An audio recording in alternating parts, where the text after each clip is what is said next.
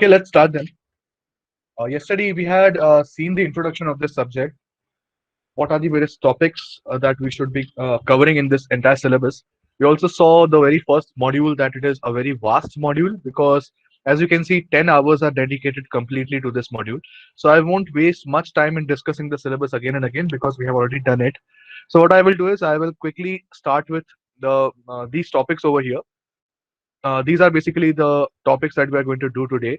That is security goals, security services, mechanisms, and if time permits, we can start with the attacks also. Okay, so these are the basic definitions. These are going to be the basic definitions. What exactly are the security goals? What are the security mechanisms and services? Followed by a common interpretation of what is vulnerability and what is threat. This is a very favorite question from Viva point of view or even from your exam point of view. Differentiate between vulnerability and threat. So I would be asking questions, obviously, because I want this session to be as interactive as possible. So every for every lecture, be prepared. Just revise whatever we had done in your previous lecture. Similar to what we had done in TCS, I will follow the same trend over here also. Just prepare what you had done in your previous lecture. I may be asking you questions. Okay. So in this topic, in this lecture, we are going to complete these three topics over here. Okay. So before jumping to the actual topics, I would first of all tell you the books that you should refer. As you can see over here, these are the textbooks and reference books over here. In the syllabus, there are 6 books given. I have already shared 3 books in the Google Classroom. Those 3 are the best books which I find for this particular subject. As you can see, the ones which are ticked, I have already shared those books in your Google Classroom. The only thing is, the first book is sufficient enough. William Stallings, Cryptography and Network Security Principles and Practice, 6th edition. I'm also having the 7th edition with me, the latest one, but the one recommended in the syllabus is the 6th edition. I will also share the 7th edition if you wish. And the fourth one over here, the textbook number 4, is very suitable for your practical point of view. From your practical point of view, all the lab experiments and all, etc., you can you can learn using this particular book, fourth one. Reference book number 2 is Cryptography and Network Security. It is one of my favorite books because all the answers, all the descriptions are straightforward. I don't have the soft copy of this book right now. Uh, I I have the hard copy. I will just try to find out if I get the soft copy of this particular book, or even if you can get access to it, kindly share it with others also and with me also. That would be great. I have the soft copy, but it has many pages missing. So for that reason, I didn't share it on Google Classroom. Apart from these books, I have also shared one more book, that is Charles Fliger. Although it is not recommended in the syllabus, but it has explained the concepts very well, and you can refer that also. I have referred that for some of the topics. Okay, so these are the books that you should refer, at least these 3, and that will cover all the doubts, all the topics from your syllabus. What I have tried to do is, for each and every topic that I have referred from these books, I have also noted down the page numbers over here along with the book. So that will really help you out while revising the topics, while preparing the topics. As you know, I have already shared the lecture video as well as the PDF for the first lecture. So I would continue the trend after each and every lecture. I will try to upload the same on that particular day only. So kindly go through it. Don't leave it for 2 3 days, because once you leave it for 2 3 days, you tend to forget what was actually taught in that lecture. So try to complete it, try to read it on that day itself. Otherwise, it won't remain fresh and you may forget some of the topics. Okay. So is it fine? Shall we start this lecture? Kindly let me know. Then I will be starting this particular topic from today. Okay. Kindly acknowledge in the chat box. Okay. Fine. Okay. A division. Sleeping or what? Yeah. Fine. Okay, so let's start with the very first topic for the day, that is security goals. Okay, so what are the security goals? Let's see over here. Security goals, as in these are the topics, or these are the things that any particular security algorithm or any particular security application should satisfy.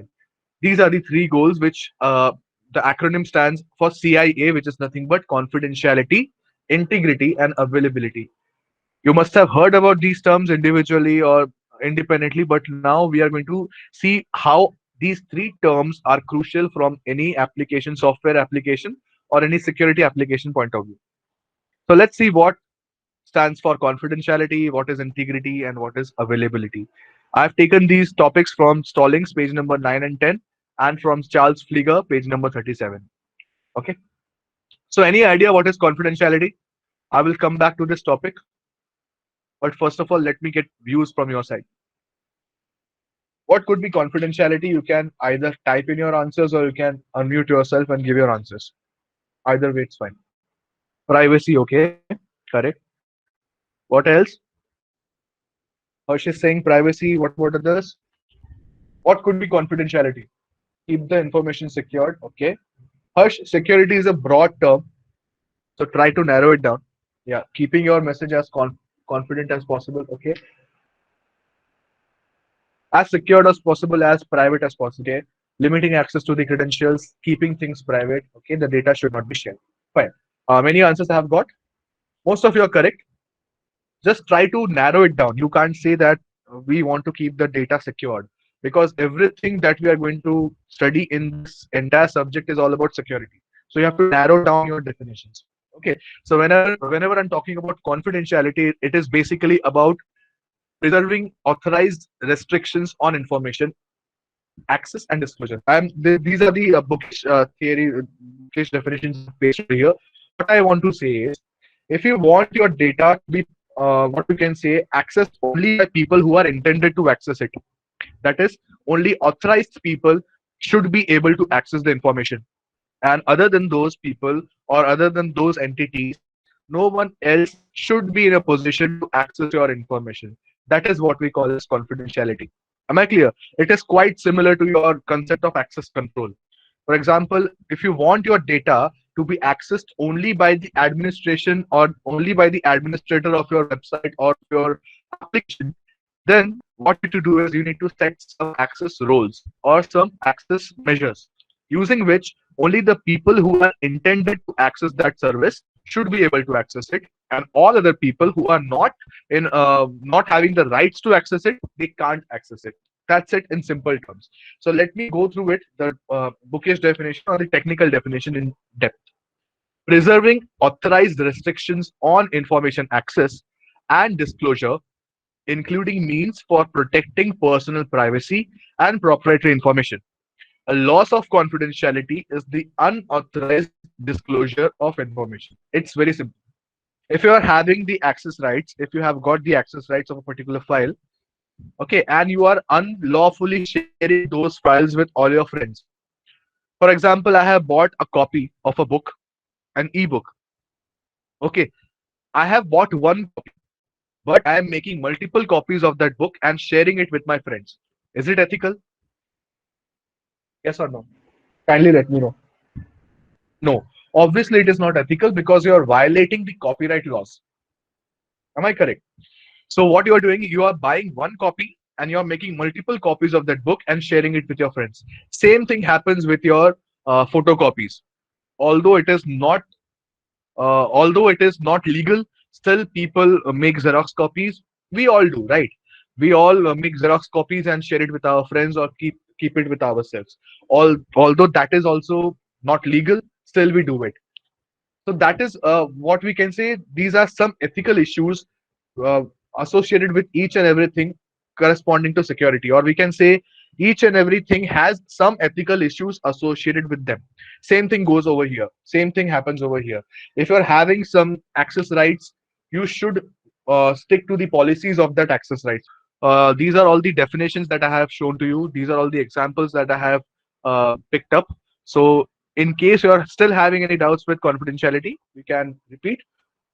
Okay, so this is what confidentiality is all about. You intend to make the information private between the two endpoints. That is, if anyone tries to access your data in between the communication, that should not be happening, right? Fine.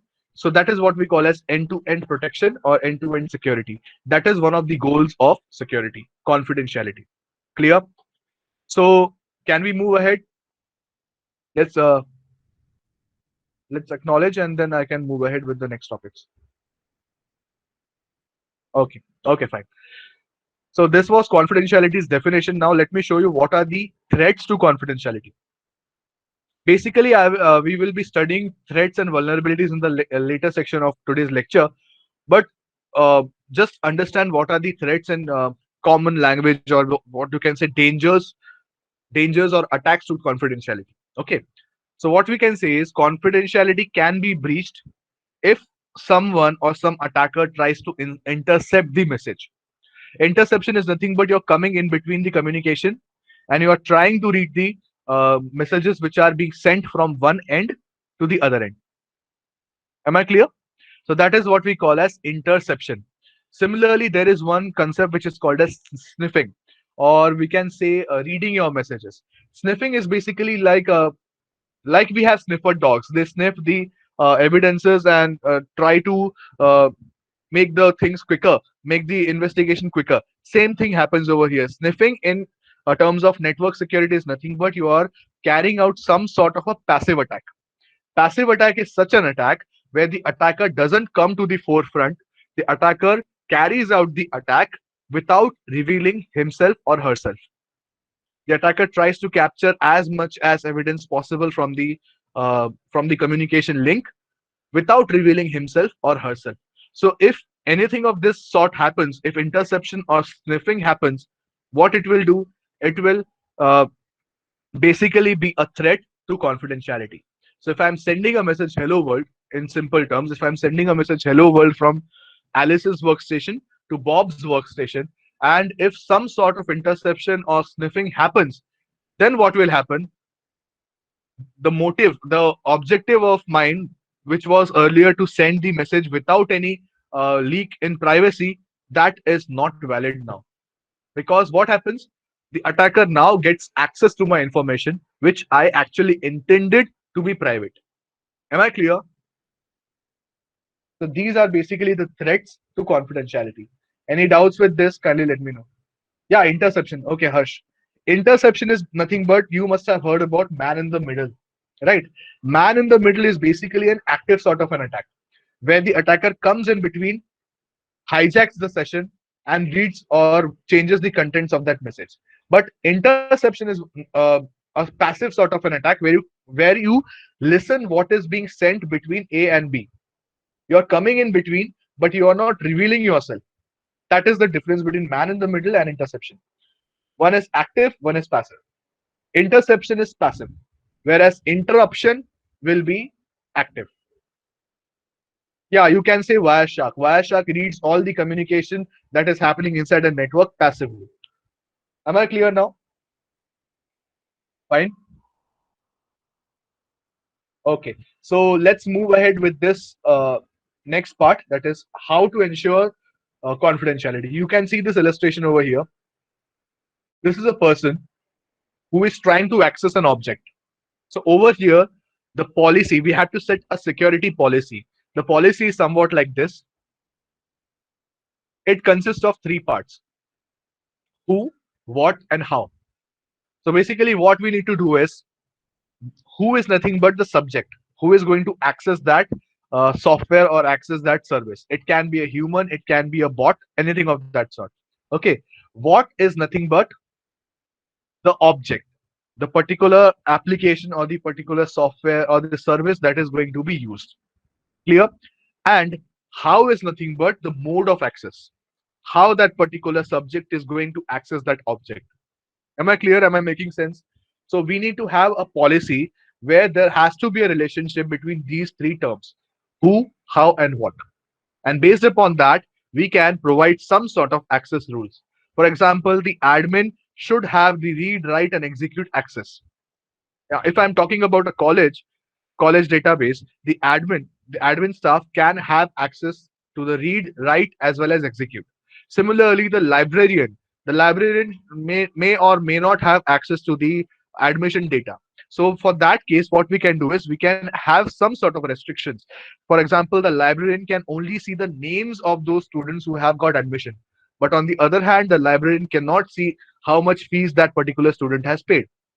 So this is just an example. So you can set your own policies according to the subject who is going to use your object. Am I clear? Am I making sense? Kindly let me know. This is very clear sort of an illustration where you get an idea what exactly is access control or what exactly is the confidentiality policy.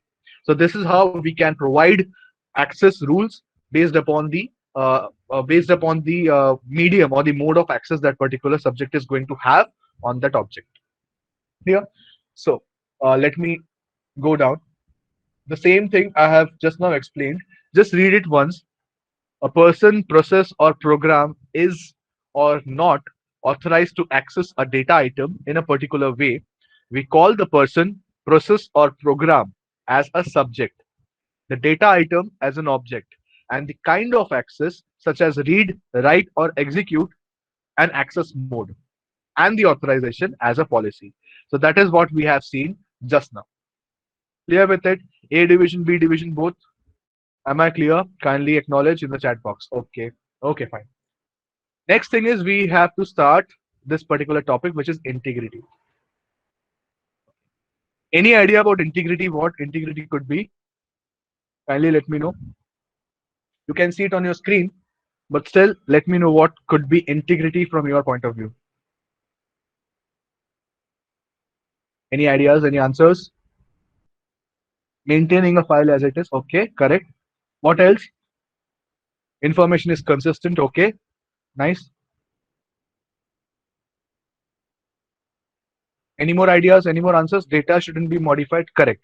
So basically, integrity, as we had also discussed yesterday, also accuracy. Okay, fine. So integrity is nothing but whatever data you're sending from one end, the same data should be received at the other end without any changes. The changes could be even in terms of spaces. If you are giving an extra space, that is also a change. Okay, so you should not be changing the contents, or the contents should not get changed during the transit. That is what you have to maintain properly, right? So that is what we call as integrity of data. Just understand the definition: guarding against improper information modification or destruction, including ensuring information non-repudiation. We will come back to this topic, non-repudiation.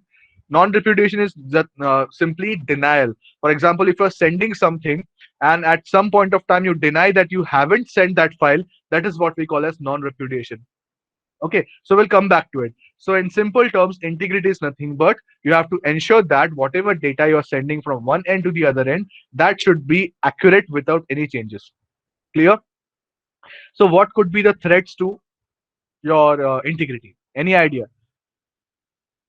Any idea? The attacks, basically, the real life attacks that you may think of, what could be integrity? Like we had seen over here in case of confidentiality, the threats were interception and sniffing. Anything of that sort you can think of for integrity? Try to think of any attack or any threat to integrity. What could be it? Modification of data, correct? Plagiarism, I can't say that. Plagiarism will not be an application of this because you're simply copying something in plagiarism. In our case, Anushka, we are trying to send our data from one end to the other end without any changes. So I don't think plagiarism is a good example for that.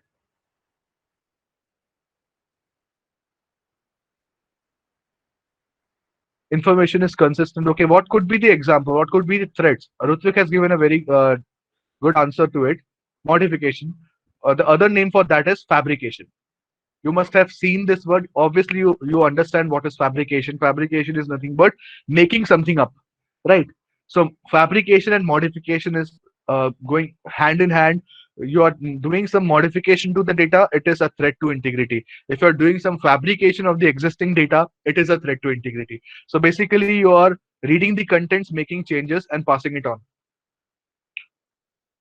Understood? Any confusion with this?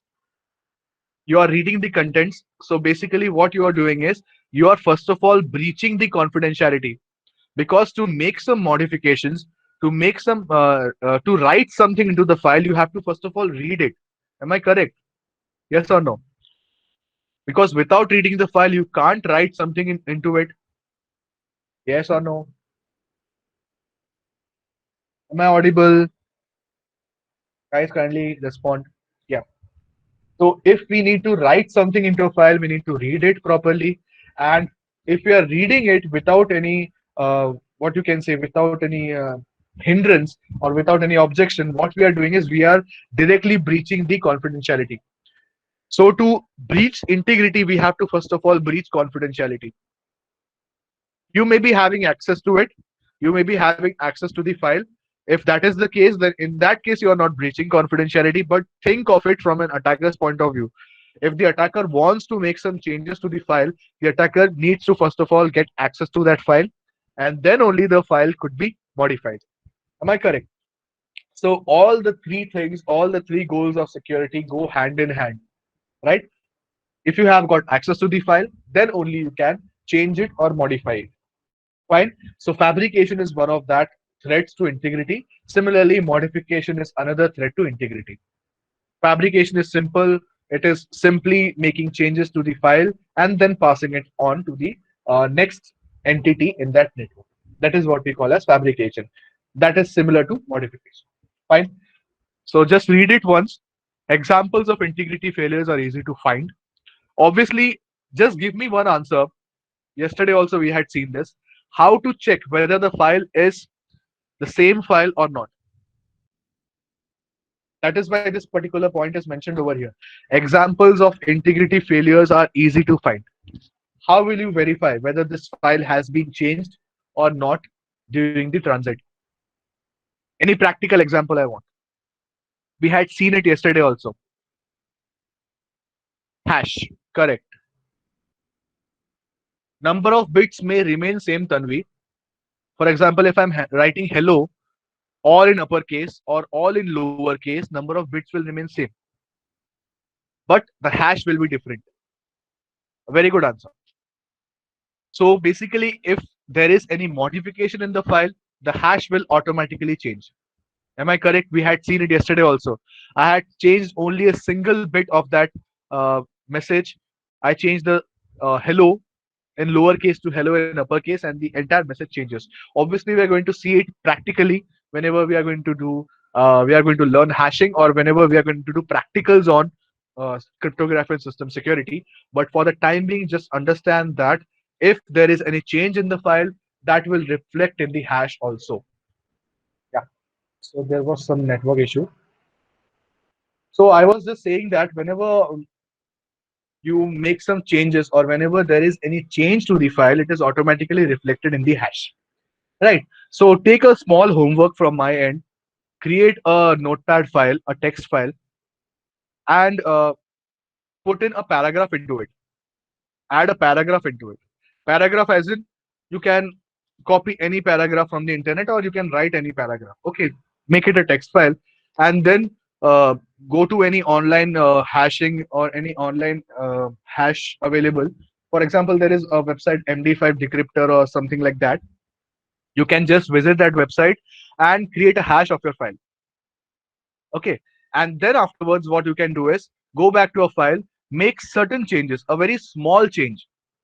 Just remove the first word or the first letter and then again create the hash and then check what is the difference and count the number of characters you have changed, you have got and count the number of characters that got changed after changing the text. Am I clear? Take this as a homework, carry it out, and then let me know the percentage of change that you have got. You might be used to it because I simply keep on giving case studies and homeworks like this. Okay, so get used to it because this is what is going to happen in this entire syllabus, entire chapter, entire subject. Okay, so this is just a small homework from my side. Just try it out and let me know. Yeah, modify the original file again and again carry out the hash and then check what is the difference. Okay, what you can do is keep it simple, paste a paragraph first to the file and change the first character from lowercase to uppercase or vice versa, whatever you want to do. Just change it and check what is the difference in the hash. Clear? Okay. Okay, so let's continue. We have seen what are the various threats to integrity, and how now we will see what are the various steps to ensure integrity. Okay, ensuring integrity is very simple. The very first thing is you need to ensure access control. That is, limiting the access of that file to only authorized people. This is a very good measure because what happens is, as I have already explained, that you can write or you can make modifications to the file only if you have got access to that file. Correct? So why not limit the access of that particular file? If I know that there are multiple users in my network, and anyhow, if someone gets access to my file, it is bound to get modified, right? Because people may make modifications unnecessarily to that particular file. So to avoid that, provide some sort of access rules that this particular class of people or this particular group of people only can access my particular file. Apart from those, nobody else can access my file. This is what we call as access control. Am I clear? So if you ensure a proper access control, then you can also ensure integrity of your file. Because what will happen is, if you have access control, then you will know that only those people who have got the write access or the execute access, only they can modify the file. So doing this, what you are trying to do is you are basically narrowing down the number of people who can get access to your file. Am I clear? So in case if there is any modification, you will straight away come to a conclusion that ye wo log the, these are those people who are having access to these files. So any one out of them might have modified my particular file. So basically, you are narrowing down your possibilities and you are coming to a conclusion that out of these people only, someone has modified my file. So if you are having thousands of people in your organization, and out of those, only 10 people have got access rights in the form of write or execute, then only you will come to know that out of those 1,000 people, only these 10 people might have modified my file. Am I clear?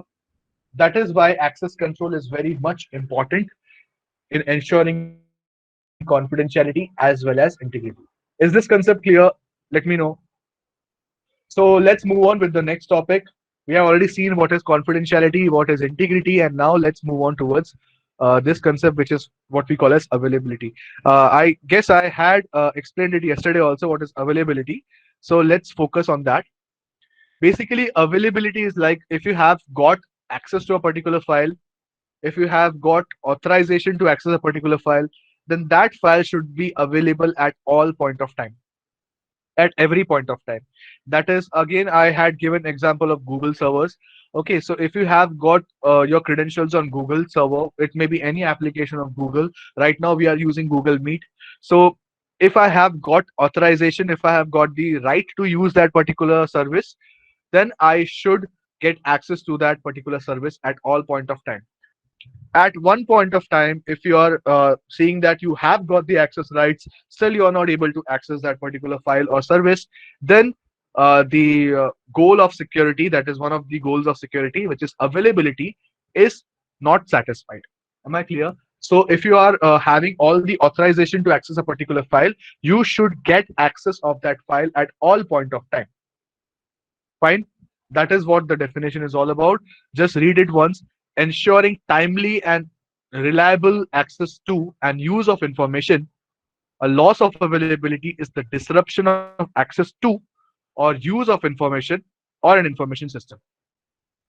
Fine. Any doubts with this? Okay. So the only thing is, what is the threat to availability? As I had already explained, there are two terms: interception and interruption. Don't get confused between them. Interception is you are reading the messages which are traveling from one end to the other end, whereas interruption is you're actively blocking the communication. Let me show it with an illustration. Over here there is one person, over here there is another person. Okay, fine. They are communicating with each other, but somehow, if you are the attacker and you come in between and place a blockage over here, this could be a firewall, this could be anything, this could be an attack, and basically you are doing what? You are interrupting the communication between Alice and Bob. You're Charlie. Okay, so you are actively coming in between the communication which was happening like this earlier, now it is getting blocked over here. So this is what we call as a threat to availability, that is interruption. Am I clear? Whereas in the case of interception, what happened is interception will not block that communication. Interception will be simply there is one person Charlie over here. The person Charlie will just overhear what is the communication happening. He or she will not actively take a part in the entire communication. That is the basic difference between interception and interruption. Am I clear? Kindly let me know. These three goals of security must be crystal clear, must be very crisp in your mind. If anyone asks you in the Viva or even in the exam, you must have a thorough understanding of what exactly is confidentiality, what is integrity, what is availability, and what are the various threats to them. Okay, fine. Thank you. So these are the three goals of security. Let me just go through it. What are the various steps to ensure availability? These are the various steps to ensure availability. Just go through it. There should be a timely response to your request. Yeah, the same thing. If you are searching for a particular file, for example, let's take Google's example. If you are searching for a particular file and Google is taking minutes and minutes and it's just still not providing you the answer, then what is happening? It is not providing you timely response. So we have to make sure that your server is providing timely response to your request. Similarly, resources are allocated fairly so that if someone requests, they are provided within well in time, right? Again, concurrency should be controlled. You must have studied in OS what is concurrency controlled, right? So these are few points. You can just go through it. I will share the PDFs. I will not focus more on the theoretical aspect. These are simple points. You can just go through it. If you face any issues, kindly let me know. I will explain them whenever we get time. Fine. These are simple. If you still want me to repeat, I can do it. Fine. So is it clear? Can we move ahead? We have already seen what are the various three goals of security. And what happens is, if you want to make sure that your security service or your security application is up to the mark, what you need to do is you have to reach this consensus or this optimum security. That is, your application should be having confidentiality, it should be having integrity, as well as it should be addressing to availability also. So it is nothing but you have to keep all these three things in parallel. If you're designing a security application, if you're designing a web app which must address to all the users all over the world, then it should follow these three things stringently or strictly. That is, it should have all the three things in parallel. It should satisfy confidentiality, it should satisfy integrity as well as availability. That is, it should provide optimum security. Read this paragraph or read this concept over here. Computer security seeks to prevent unauthorized viewing, that is confidentiality, or modification, that is integrity, of data while preserving access. So, this is one of the lines or one of the statements that I am expecting at the end of this CIA answer, right? So, if you encounter any question in your exam, write what are the three goals of security. After explaining C, I, and A, you need to draw this particular diagram. That is, this is the optimum security. And after that, you have to write this statement. That is, computer security seeks to prevent unauthorized viewing or modification of data while preserving access. Am I clear? Is it fine? I'm trying to make it as simple as possible from my end. So, out of those three topics, we have completed one topic for the day. Let's move on to the next topic, that is vulnerability and threat. And one more thing is there, that is control. So, again, in the PDF which I am going to share, you will find this page number also. And already I have shared these soft copies in your classroom. Kindly download them and go through it. Okay. So, what is vulnerability? Any idea? We'll learn about control later, but first understand what is vulnerability and what is threat. Any idea answers from your side? Okay. Kindly let me know what could be a vulnerability, what could be a threat. One, drop in the answers in your chat box, or you can even unmute yourself. Anything that makes the data insecure. Okay, we are talking about vulnerability now. First, let's clear vulnerability, then we can come back to threat. What could be vulnerability? Okay, let me see. Anything that makes the data insecure. Okay. What else? Loopholes in the system. Correct. Perfect answer. Things that can be easily exploited. Okay, fine. These are something about vulnerabilities. Okay, in B division, vulnerability is a weakness in a system. Correct. Weak spot in a system. Fine. Great. And what could be a threat? We have just now seen examples of threat, right? So what could be the definition of threat in your simple terms? Threat can be anything that is outside danger to the system. Okay. Okay, fine. What else? Now we are talking about threat. Vulnerability is done. Now let's move towards threat. I have got one answer from B division Pratik. Threat can be anything that is outside, that is an outside danger to the system. Okay. Okay, fine. What else? Anything that, correct. That is what I'm looking for. Anything that targets the vulnerabilities. Basically, there is a loophole in your system. Very good answer, Vinay. There is a loophole in your system, which is what we call as a vulnerability. And anything or any particular vector which has got the potential of targeting that vulnerability is what we call as a threat. Correct? Am I clear now? Let me repeat it once again. Any loophole or any weakness present in your system is called as a vulnerability, and any attack vector which is having the potential of misusing or which is having the potential of exploiting that vulnerability is what we call as a threat. Am I clear? It is clear, right? So let me show you a small illustration and then the things will be clear. Okay, you can see this diagram, right? Now just see it and tell me what exactly I'm trying to explain over here. Just go through the diagram once and tell me what exactly I'm trying to explain over here.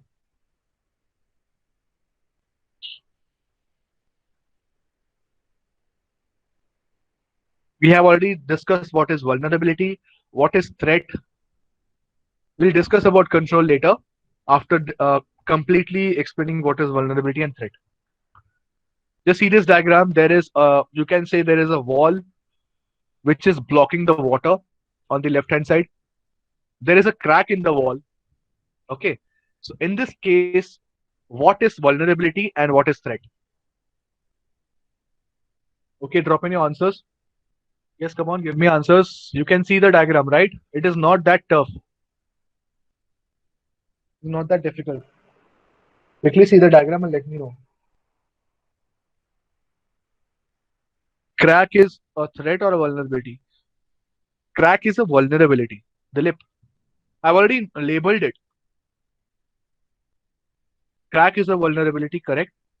Because what happens is crack is the weakness or the vulnerability in the system. You can just imagine it to be a dam. Suppose the dam is storing a lot of water, and on the other side, on the right hand side, there are people living on the other end of the dam. Okay, and on the left side, there the water is stored. So what happens is, if there is a crack in the dam or if there is a crack in the wall, the water may overflow or the water may seep into the village where people are living, in simple sense, right? So what happens is the water is the threat. If the water moves above that point where the crack is there, the water will automatically seep into the other section or the other side of that wall. Is it clear now? The water is a threat, is an imminent threat that could exploit the vulnerability, which is the crack in the system. Am I clear? So in this case, in this diagram, the water is the imminent threat that can exploit the vulnerability in the system, which is the crack present in the wall. Is it crystal clear? Yes or no? Give me your answers. Yes, fine. The simplest diagram I could find to explain this concept. Okay. Now tell me what could be the control. Control, prevention, correct. Control is nothing but the prevention of that vulnerability. So anything, yeah, resolving the vulnerability, fine part. So anything which is using to block that vulnerability or plug in those gaps or holes is what we call as control. Over here in this diagram, control is pointed at that finger of that person. It is nothing but some practices which could resolve that vulnerability. We can use cement, we can use plasters to block that vulnerability, or we can use any other means by which we can increase the height of that wall, we can repair that wall. Anything of that sort could be termed as a control measure or a control mechanism. Am I clear? Fine with it, right? So let's see. The exact definition is shown over here. Just go through it once. Here, the wall is holding the water back. The water to the left of the wall is a threat to the man on the right of the wall.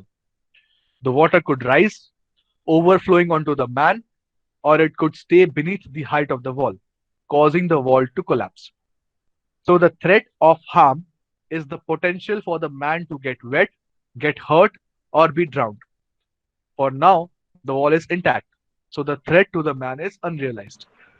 For now, for the time being, it is intact. But what about the future? Obviously, during monsoons or during rains, the water level will rise. In that situation, the crack can be exploited, and hence that is the vulnerability.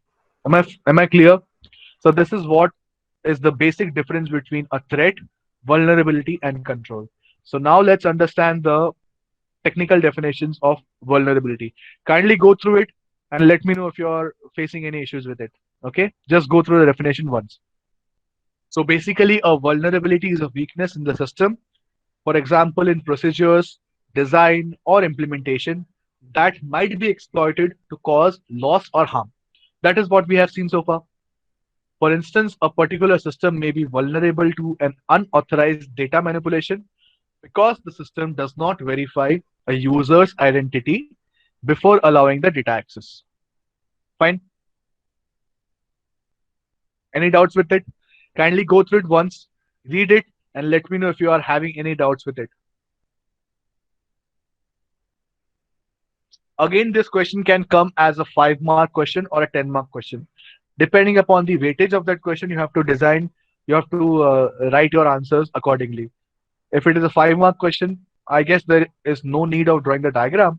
But if you have got time, you can illustrate the diagram also. Fine. Because the diagram is self-explanatory and it is not that difficult to draw such a stick figure, right?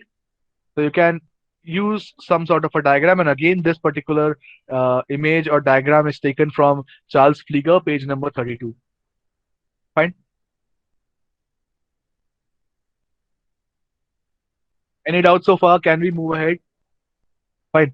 So let's move ahead with the definition of threat. Again, the technical definition: a threat to a computing system is a set of circumstances that has the potential to cause loss or harm. That is what we have seen. If there is a vulnerability in the system, a threat in a computing system or a threat to a computing system is a set of circumstances that has the potential to cause loss or harm. Similarly, there is this definition of control. Control prevents the threats from exercising the vulnerabilities. Similar to what we had seen in this closing statement over here in the case of CIA, this is the closing statement for that question. In this case, the closing statement would be this: control.